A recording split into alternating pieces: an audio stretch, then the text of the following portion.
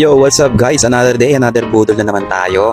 Ngayong umaga na naman pala, kasama na naman natin si Latina. At ito na nga, magpapagas muna kami, baka hindi kami umabot sa aming destination. At para nga pala sa pagkakaalam nyo, kaya kami naka-helmet kasi kami ngayon ay magra-riding in tandem. Alam nyo naman, di ba? Kaya para hindi kayo makilala. Ganun. Sa kapagod na raw kasi magtrabaho si Latina sa mga company. Magtatrabaho ka ng 8 hours tapos OTY pa minsan. Kaya ito yung na-suggest ko sa kanya para mabilis yung pasok ng pera. O di ba? Hindi totoo yan. Easy money. Kaya kung sinong may gusto dyan, PM lang guys. At ito nga, tapos na kami magpagas. Grabe ang mahal. Umabot kami ng 300 pesos pero okay lang. Ito na yung sisilbi naming capital para sa aming kikitain. Okay, nag-teleport nga pala kami dito sa Binangonan City. Kung saan ang traffic ay laging matindi. At yun, buti na lang may ambulansya. At dahil kamote kami, sinundan na lang namin. Huwag mong subukan. Masisira ang buhay mo. At nandito na nga pala kami sa una naming target, SM Mangono, kaso mukhang walang masyadong tao kaya lipat na lang muna kami. Okay, teleport again. Di pa talaga pag may kapangyarihan. Nandito na nga pala kami sa Taytay, kung saan ito yung pangalawang target namin. Yun nga lang, parang wala rin masyadong tao kaya lipat na lang ulit kami.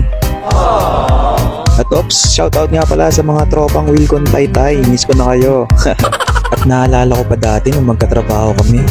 Tapos commute kami. And then traffic. Tapos malate na kami siguro mga 30 minutes. Bigla kayo magkakatinginan niya. At sasabihin, tara tol, wag na tayong pumasok. Sabay baba dito sa SM Taytay. SM Taytay Memories. Yay! At ito na nga, malapit na kami sa aming pupuntahan. Ang lalaki ng building, perfect na perfect para sa aming gagawin. At nandito na nga pala kami sa aming target. Itong perfect spot, perfect place for easy money. Yun nga lang, kanina pa kami paikot-ikot, parang naliligaw kami. Yan talaga pag hindi mga taga Manila, naligaw-ligaw ang mga dudong. Okay, o siya, hanap muna kami ng parking place. Mukhang mahirap dito mag-park. At yun, nakapag-park na pala kami. Hindi lang namin pinakita sa video at baka malaman ko saan yung hideout namin. Kaya yun, lakad-lakad muna kami. Hanap kami ng mabibiktima. A few moments later, a little longer than a few minutes later. At yun, tapos na pala kami sa aming ginawa. Kaya nandito kami sa mall para mag-celebrate at kumain kasi nakakapagod din yung aming ginawa eh. Kaya nga sabi nila, di ba, every success, maliit man yan o malaki, kailangan natin i-celebrate. Pero ang sarap pala nung ginawa namin sa 2 hours na yun. Kumita kami ng malaking pera. O yan no, paldo, easy Bugatti, yay! Kaya sa mga nangangarap kumita ng malaking pera in just 2 hours, PM nyo lang ako, follow nyo yung page ko. Hindi totoo yan. So ayun, papakita muna namin sa inyo kung gaano kasarap itong mga kakainin namin. Oh. Wow!